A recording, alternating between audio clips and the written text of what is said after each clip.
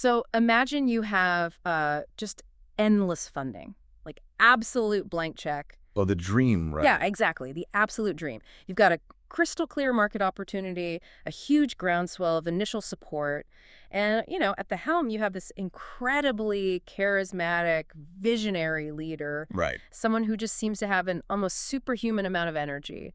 And by every measurable metric, this mission or this organization or community project, whatever it is, it should be a massive generational success. It looks perfect on paper. It looks perfect. So why does it spectacularly collapse just like 6 months later? Man, that is the ultimate mystery of organizational failure, isn't it? Totally. Because, we are so conditioned to look for a measurable collapse in resources.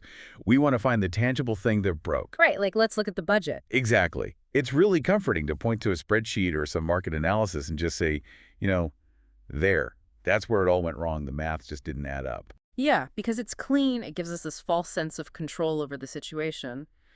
But what if we've just been looking in the completely wrong place this whole time? Well, according to the sources we're unpacking today, we absolutely have been. Because what if the greatest barrier to multiplying any major mission, whether that's, a massive global nonprofit, a grassroots community movement, or in the specific context of the historical and theological sources we are diving into today, a growing church, what if the barrier isn't a lack of vision or funding at all? Yeah, the sources we're synthesizing for this deep dive make a really bold, honestly, kind of uncomfortable claim. Yeah, they really do. They argue that the true bottleneck, the actual thing that kills the movement, is a lack of unity among the very people sent to do the work. Which is just a totally counterintuitive thought, Yeah. Because you get a group of passionate, wildly talented people in a room together, you point them toward this noble, world-changing cause, and you just naturally expect magic to happen. You assume the mission will just fix everything. Exactly. You expect the sheer nobility of the mission to just magically override human friction.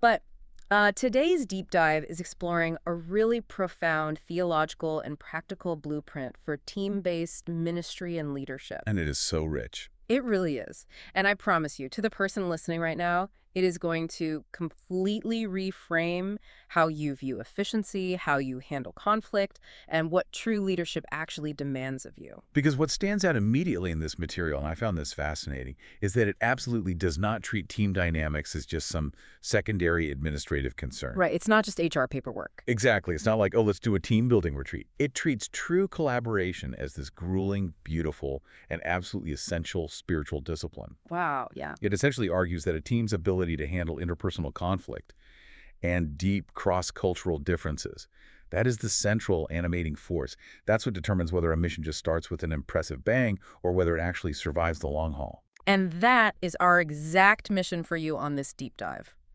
Because whether you are, building a ministry, leading a community outreach project, running a startup, or honestly, if you're just trying to understand how a diverse group of people can achieve impossible things without tearing each other apart, there's just a goldmine of insight here. There really is. We're going to look at why the Lone Ranger leadership model is actually a psychological trap, how the architecture of a healthy team perfectly mimics a literal biological body, and why friction, and I love this part, why friction isn't a bug in your system, but a vital feature. But to get there, it requires a total paradigm shift.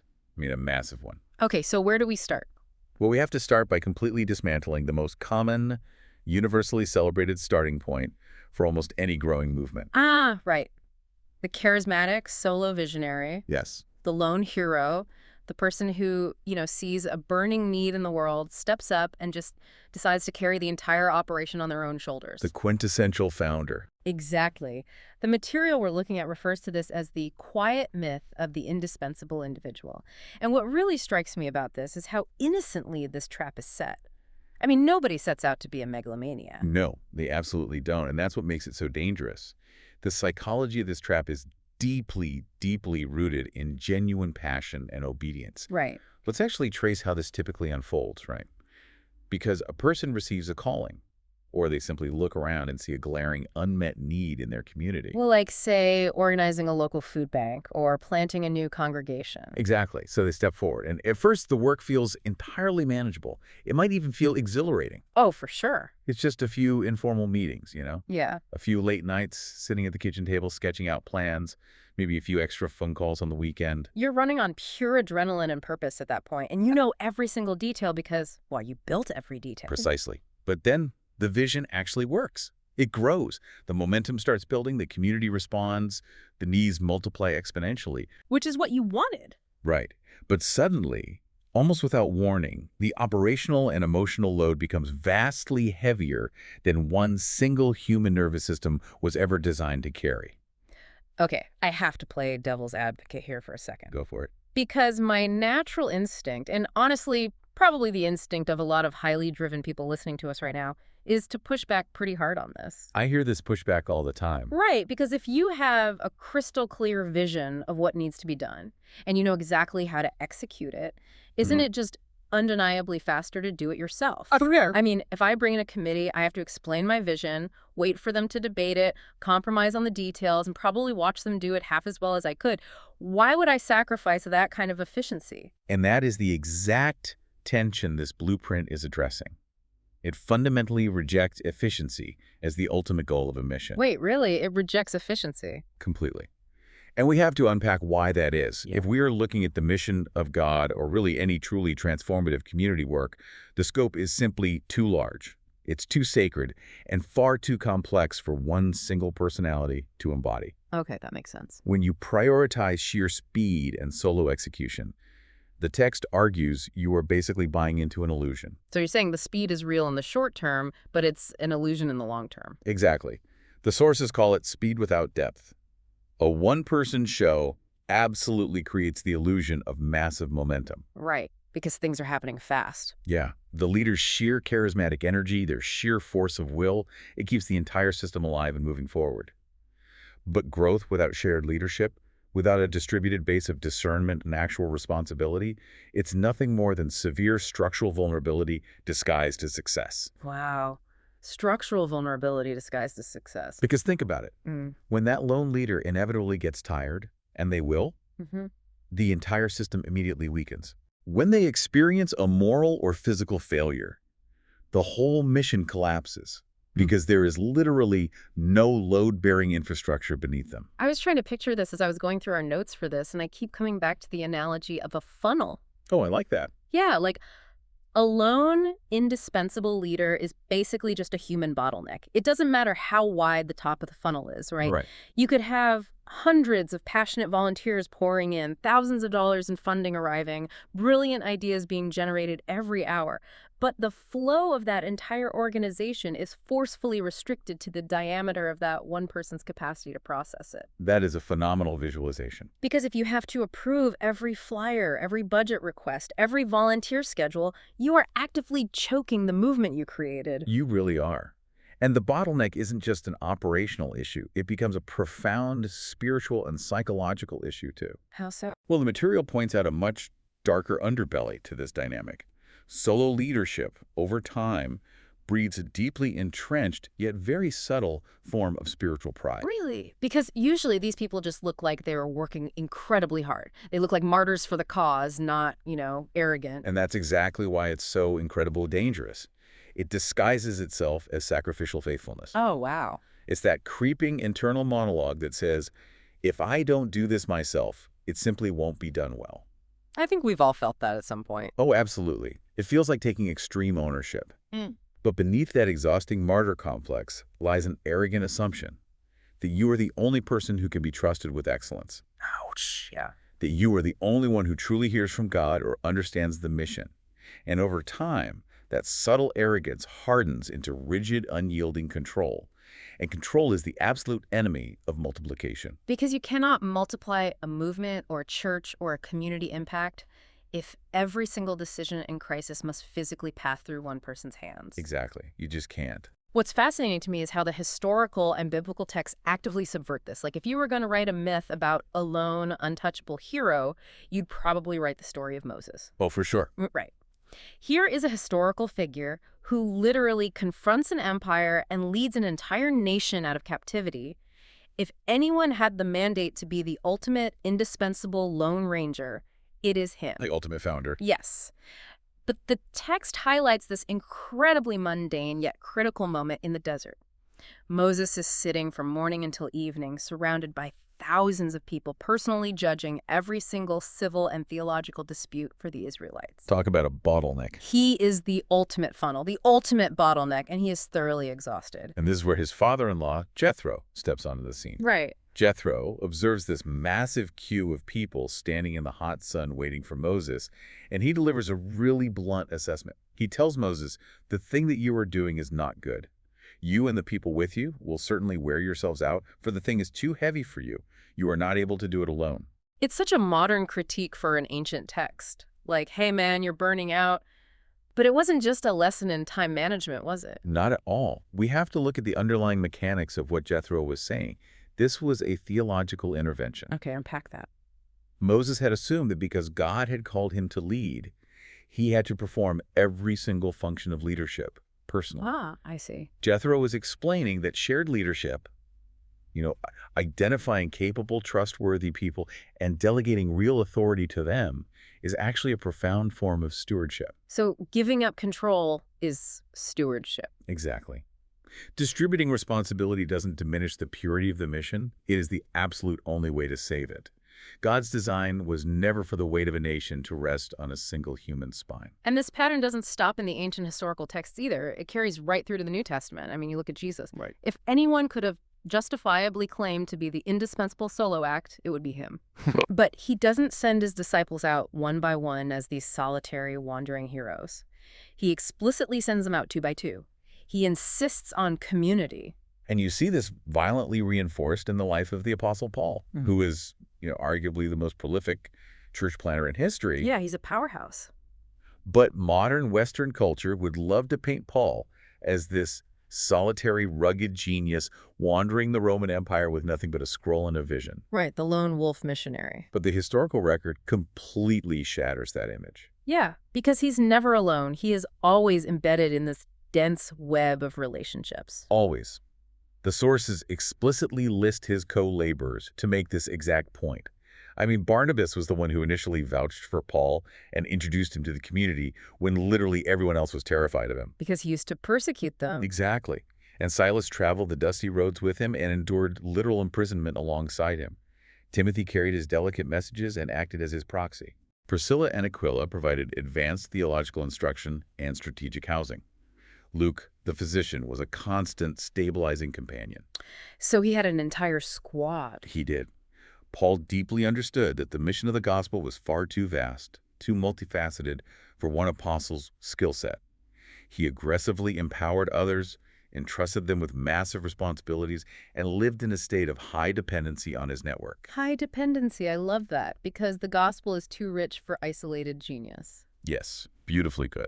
So if the Lone Ranger model, this bottleneck funnel that eventually collapses under the weight of its own success, if that is destined to fail, what is the sustainable alternative? Right. How are we actually supposed to structure a team so that it multiplies rather than implodes? And this brings us to a massive paradigm shift in the source material. Okay, lay it on us. We have to completely abandon the language of corporate mechanics and adopt the architecture of a living organism. Okay, so moving from machines to biology. Exactly.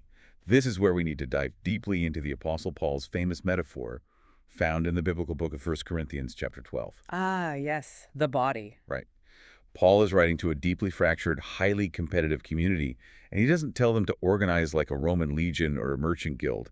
He describes the community of believers, the team, as a body.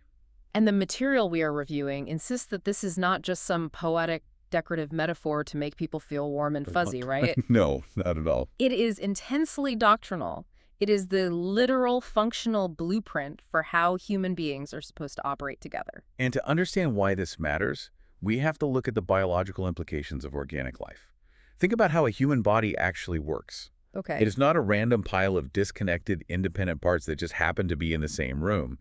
It is an intricately interdependent whole. Right, like they rely on each other to survive. Completely. Hmm. An eye that is detached from the body cannot see. It is just a piece of dead tissue. A hand separated from the arm cannot function. They only possess life, utility, and purpose when they are deeply connected to the shared center and to each other. And this is where it gets incredibly practical and honestly a bit convicting for me. Oh, how so? Well, in the modern corporate world, or even when you're starting a local nonprofit, we are utterly obsessed with hiring for culture fit. Oh, yes. That buzzword. You hear it everywhere. We need someone who's a good culture fit. But if we are being completely honest, culture fit is usually just polite code for hiring clones of ourselves. Very true. We want people who think like us, who process information at our exact speed, and who naturally agree with our Because instincts. it's easier. Yeah, we do this because it feels frictionless. It feels efficient. But if I'm understanding Paul's blueprint correctly, he seems to be saying that a football team made up entirely of all-star quarterbacks is mathematically guaranteed to lose the game. That is the exact warning embedded in this theology. You are describing the false allure of uniformity. Uniformity, okay. Uniformity is when everyone on the team looks the same, thinks the same, and acts the same. And let's be fair to why leaders do this. A uniform team feels incredibly peaceful. Oh, I'm sure it does. It feels blindingly fast. Board meetings are short because there's no real difference of opinion to navigate. Everyone just nods and executes. Right, there's no arguing over the color of the brochure or the strategic direction. It's just gas pedal, no brakes. But the underlying mechanism of a uniform team is structurally brittle.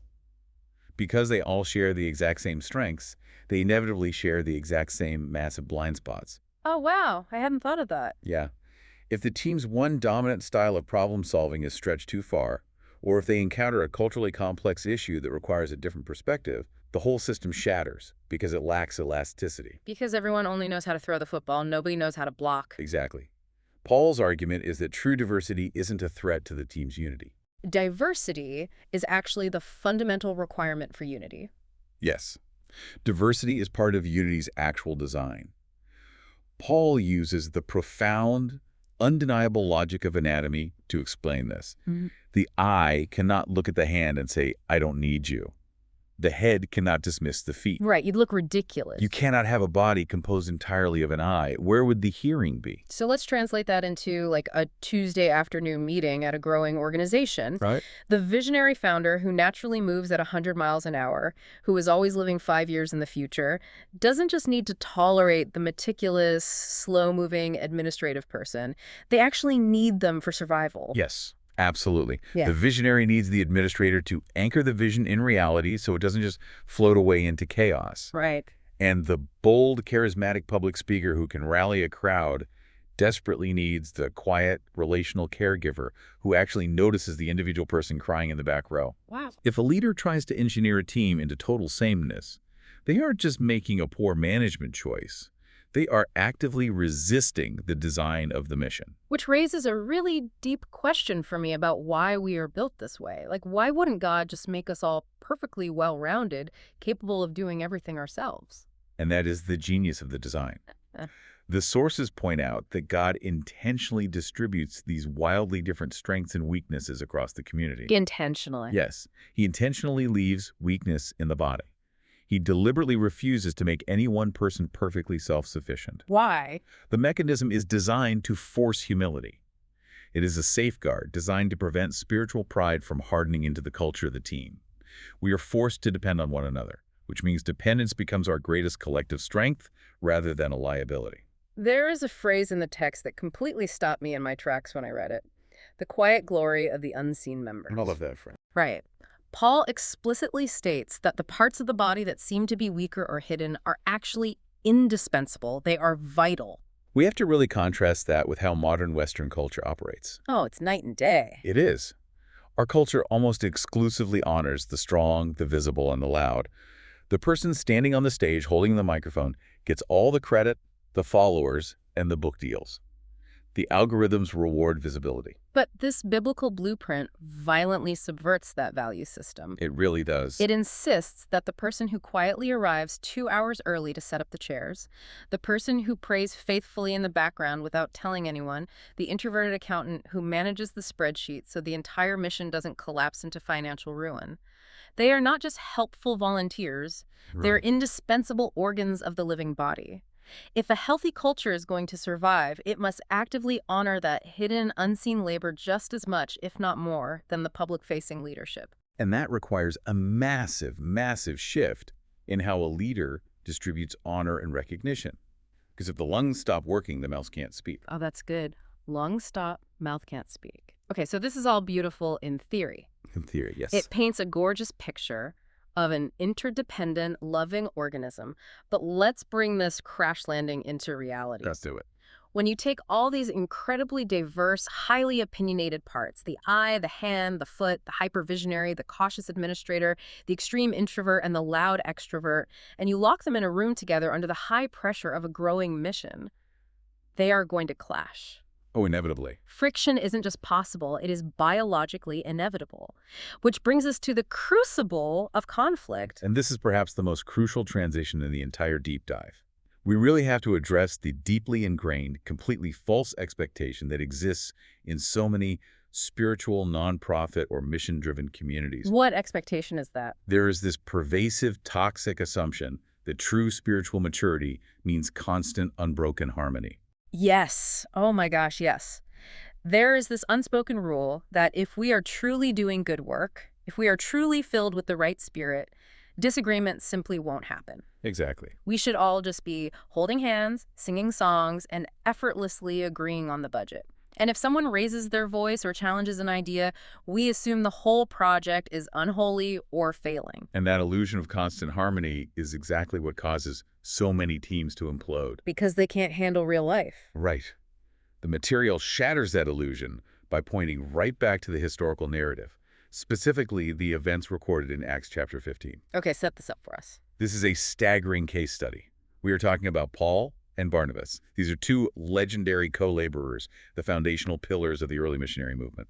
And they had a massive, brutal, team-splitting conflict over a younger team member named John Mark. So this wasn't just a polite disagreement over, like, where to eat dinner. No, not at all. This is a fundamental fracture. What actually happened? To understand the severity of the fight, you really have to look at the personalities and the history involved. Okay. John Mark was a younger assistant who had accompanied them on a previous, highly dangerous mission. But when things got difficult, John Mark abandoned them. He flaked and went home. Oof. Not a great look. No. Now they are preparing for a new, equally dangerous mission.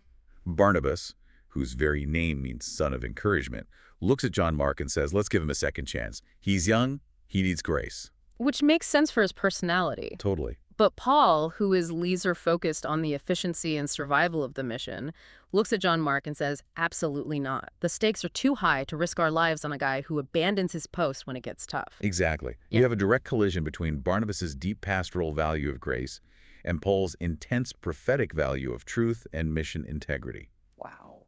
The historical text tells us the disagreement was so sharp, so heated, that they could not resolve it. They literally parted ways. They broke the team in half. By every modern corporate or church standard, that sounds like a catastrophic, embarrassing failure of leadership. It sounds like a scandal. It absolutely sounds like a failure. But the theological framework uses this exact story to prove a profound, counterintuitive point. The mission did not collapse because of the conflict. Wait, really? In fact, it multiplied. Because they couldn't agree, Paul took Silas and went one direction, and Barnabas took John Mark and sailed another direction. 2 missionary teams went out instead of 1. Oh, wow. I never thought of it that way. And even more beautifully, the story doesn't end in permanent bitterness. Years later, at the end of his life, Paul writes a letter from prison and specifically asks for John Mark, saying, he is very useful to me for ministry. They reconciled. So the takeaway isn't that conflict is a sign of spiritual failure. It's a sign that the team is composed of real, passionate people with deep, unyielding convictions. Yes. The text teaches us that severe conflict does not equal failure, provided it is handled correctly. But wait, how do we apply this? Like, are we supposed to just start fighting openly in our board meetings? Should I go into work tomorrow and just let all my tension hang out there and start yelling at my coworkers because, hey, Paul and Barnabas did it? Not at all. And this requires us to dig into the psychological mechanics of conflict.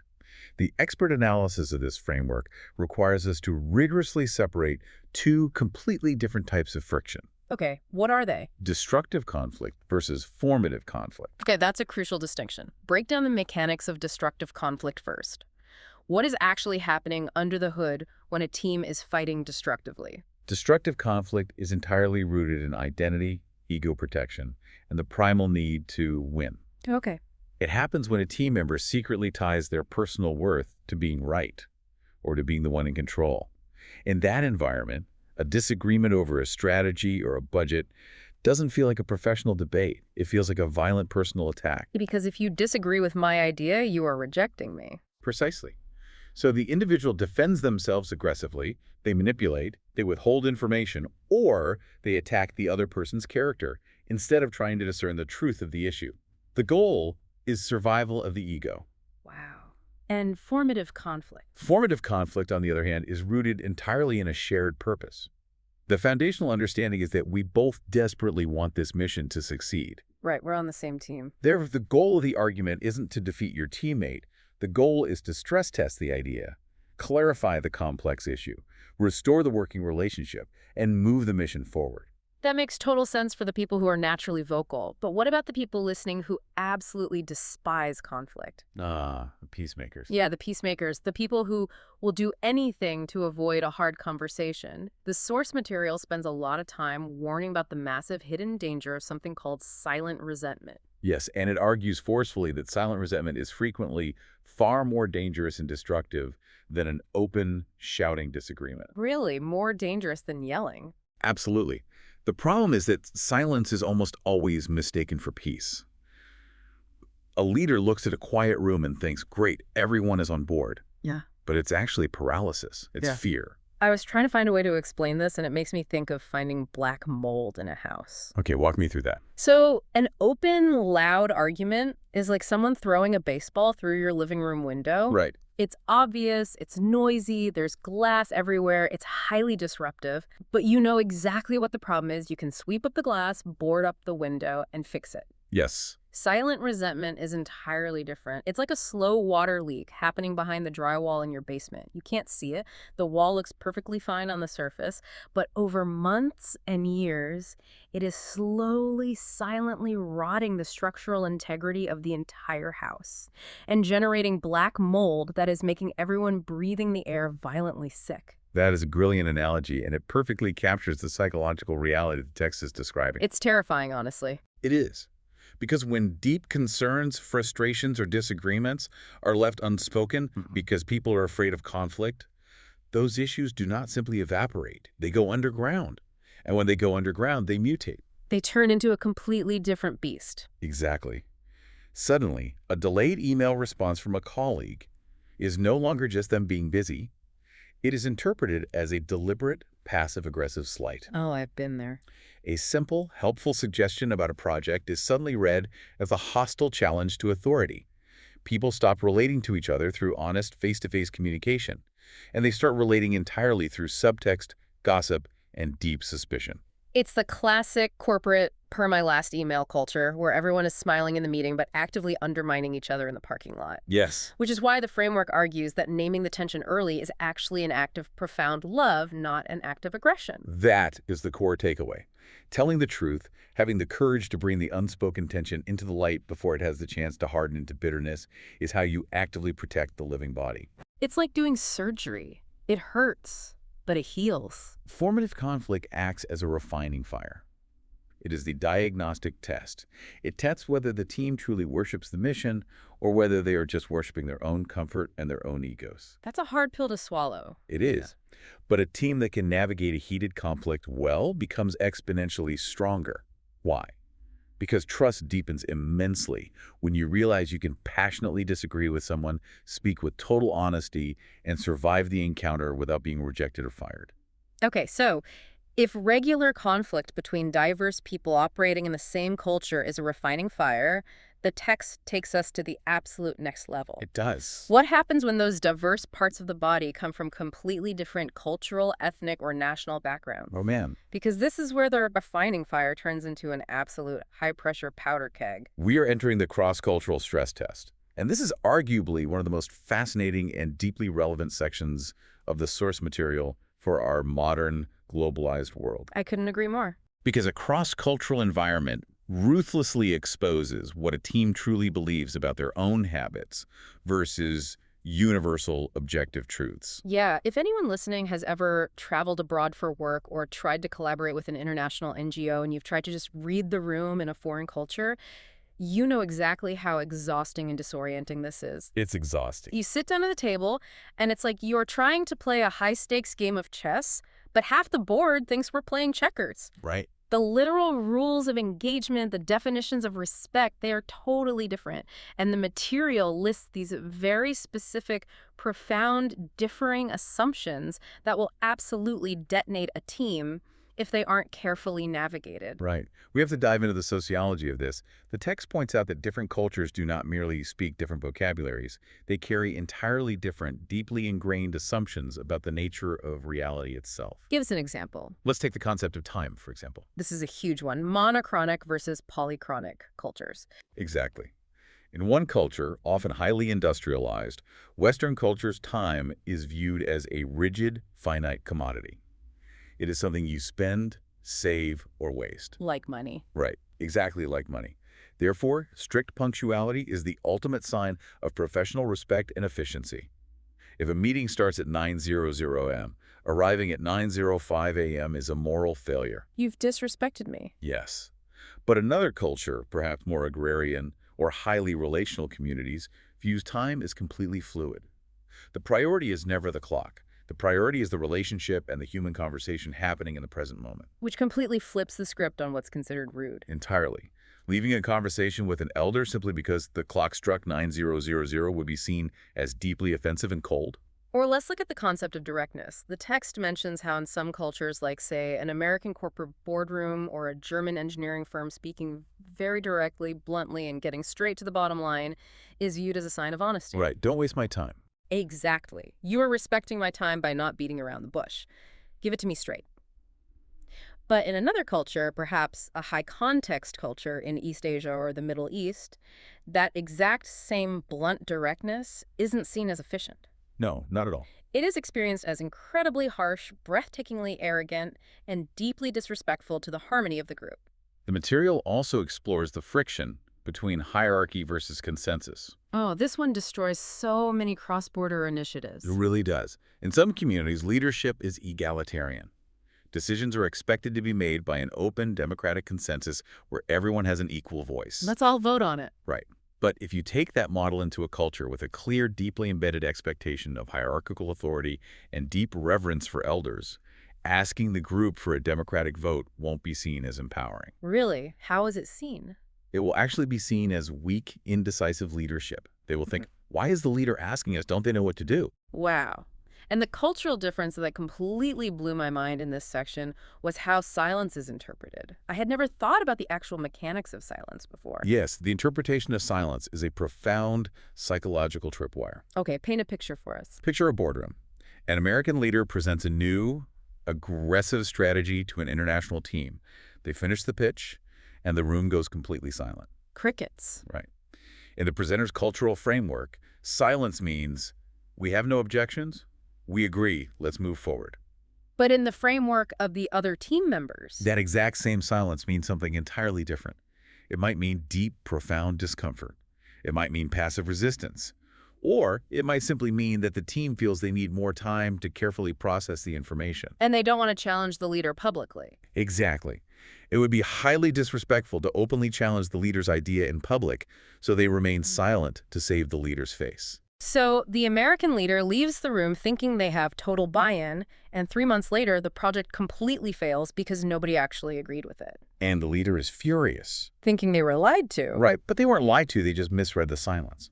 So if you have a team made up of these profoundly different backgrounds, the ultimate danger, the fatal trap the text warns about, is the temptation to confuse your own specific cultural preference with a biblical principle or an objective moral superiority. That is so dangerous. The punctual leader looks at the fluid time team member and doesn't just think they are culturally different. They label them as unspiritual, lazy, or lacking dedication. Wow. The highly direct leader looks at the indirect, harmony-preserving team member and labels them as evasive, dishonest, or cowardly. And this is where the theology must intervene. It has to. Because diversity without a shared, transcendent theological center leads to rapid, violent fragmentation. If a team or a leader insists that one specific cultural style, which, let's be honest, is usually the culture of whoever holds the funding, is the holy or correct way to operate, it will completely suffocate the vital diversity that is supposed to give the body its strength. Yes. And this is where the source material introduces a massive theological concept: incarnational ministry and the practice of holy listening. Okay, incarnational ministry. That is a very heavy academic-sounding phrase. Let's translate that for the listener. What does that actually look like on the ground? The concept draws directly on the core theology of Christ's incarnation. It looks at how God chose to communicate with humanity. Okay. God didn't just shout a list of demands from the heavens at a safe distance. He came near. He took on physical flesh. He embedded himself into a specific time, learned a specific local dialect, and submitted himself to the specific human rhythms of a first-century Middle Eastern culture. He didn't practice imperialism, he practiced incarnation. Exactly. Imperialism demands that the locals adapt to the conqueror. Incarnation demands that the leader adapts to the locals. Oh, wow, that's powerful. For a cross-cultural team, incarnational ministry means deliberately slowing down your agenda to genuinely understand the local honor structures, the complex family dynamics, and the unwritten rules of the community you are trying to serve. It's the discipline of holy listening. It's asking deep questions instead of just instantly imposing your imported, prepackaged assumptions. It is the profound humility to stop in the middle of a frustrating interaction and ask yourself, wait, is my way of doing this actually a core, unchangeable truth of the mission? Or is this just my Western corporate cultural habit that I'm trying to baptize? It requires so much self-awareness. It really does. But when a highly diverse team successfully navigates these deep cultural landmines, when they actually learn to honor each other, adapt to each other, and forgive each other without losing their core convictions, they become something far more powerful than just an efficient NGO. The text calls them a living apologetic. A visible, undeniable witness to the world. Yes. They become living proof to a deeply divided, incredibly cynical world that the message of reconciliation isn't just a nice philosophical theory.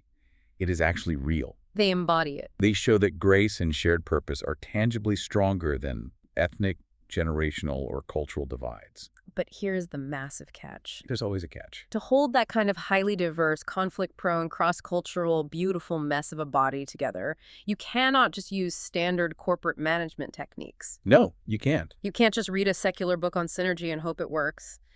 The leadership paradigm and the communication styles have to completely invert from everything the world teaches us about power. Completely invert. Which brings us to the final and perhaps most difficult major paradigm shift in our deep dive: servant leadership and the peacemaking power of communication. This section of the blueprint directly, almost violently, confronts the ego of anyone holding a position of authority. It draws a massive contrast between worldly authority and Christ's specific model of leadership. Let's look at worldly authority first. In the modern world, whether it's politics or business, authority is almost entirely about leverage. It's about visibility. True power is measured by how many people serve you, how fast everyone scrambles when you send an email, and your ability to consolidate control so no one can challenge you. You sit at the head of the table. But the text violently subverts that by pointing us to the model of the foot-washing leader. Okay, unpack that imagery. It references the incredibly visceral biblical narrative where Jesus, possessing perfect, absolute, cosmic authority, is in a room with his followers. And instead of demanding to be served, he chooses to take off his outer garments, grab a linen towel, get down on his hands and knees, and wash the filthy, dust-caked feet of his disciples. And in a first-century context where the roads were covered in dirt and animal waste, that wasn't just a polite, symbolic gesture. No. That was the explicit job of the absolute lowest household slave. Exactly. It completely, permanently redefines the concept of greatness. It argues that in a healthy organism, greatness isn't determined by how many people you can force to serve your vision, but by how faithfully and humbly you serve the people entrusted to your care. But here is where I really want to push back, because I think a lot of leaders hear this and get very confused. It can be confusing. Because servant leadership has become a bit of a soft buzzword, hasn't it? Oh, definitely. It can sometimes sound like being a doormat. It can sound like being passive, avoiding all hard decisions, and just letting the team do whatever they want so you don't hurt anyone's feelings or come across as authoritarian. I mean, if I'm responsible for the survival of the organization, I can't just be washing feet all day while the budget burns down. That is a critical misunderstanding, and the text is very careful to clarify it. It defines servant leadership not as passive softness, but as strength disciplined by humility. Strength disciplined by humility. I like that. Let's look back at the model. Jesus washed feet, yes. But this is the exact same leader who also overturned tables in the temple when the system was corrupt. Right. He wasn't passive. He publicly confronted hypocrisy. He rebuked his closest friends when they lost the plot. A true servant leader isn't indecisive. They still make the incredibly hard strategic calls. They ruthlessly protect the mission from drift. They fire toxic people if necessary. So how is it different from worldly leadership then? The difference is entirely in the motive and the execution. Okay. A servant leader exercises their authority without seeking to humiliate the other person. They make the hard call without trying to protect their own ego and without trying to build a personal empire. They use their power specifically to heal, equip, and protect the body, not to dominate it for their own glory. And a huge part of how a leader executes that kind of disciplined strength is through how they speak. The text calls this communication as a ministry of peace. This is a beautiful, heavy concept. It really is. In a truly healthy team, words are never just a utilitarian information transfer mechanism. Words are active discipleship. Wow. Every single email you send, every meeting agenda you draft, every piece of constructive feedback you deliver in a one-on-one, it is all actively shaping the spiritual and emotional formation of the people on your team. And clarity is kindness.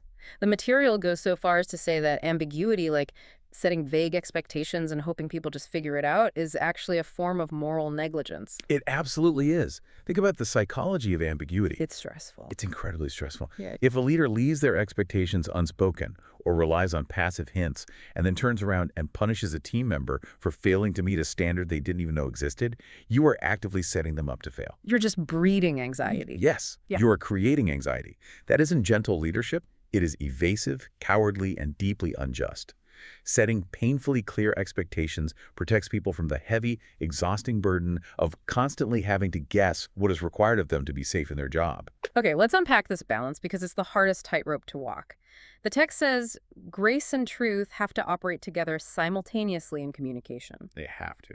If a leader only has grace without truth, you don't have a healthy team. You just have vague politeness and artificial harmony. You avoid the hard issues until the organization rots. Right. But if you only lean on truth without grace, truth just becomes a blunt weapon used to batter people into submission. How does a normal, flawed human leader actually balance this without swinging into being a pushover or a tyrant? The source material anticipates this exact struggle. It offers a highly practical diagnostic framework for leaders to maintain this delicate balance. Nice. We love practical. It introduces 3 cleansing questions that a leader should constantly, relentlessly ask themselves before they speak, before they send the email, or before they make a major structural decision. And these strip the ego out? Yes, these questions are designed to forcibly remove the leader's ego and recenter the actual mission. Lay these out for us because I think these are absolute gold. Question 1. What does this team need to be faithful? Okay, so focusing on the group. Notice the focus, yes. This prevents leadership from devolving into a mere performance of the leader's personal preferences.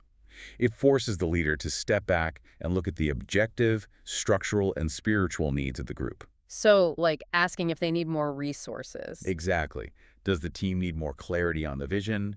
Do they need a sharp correction because they are drifting?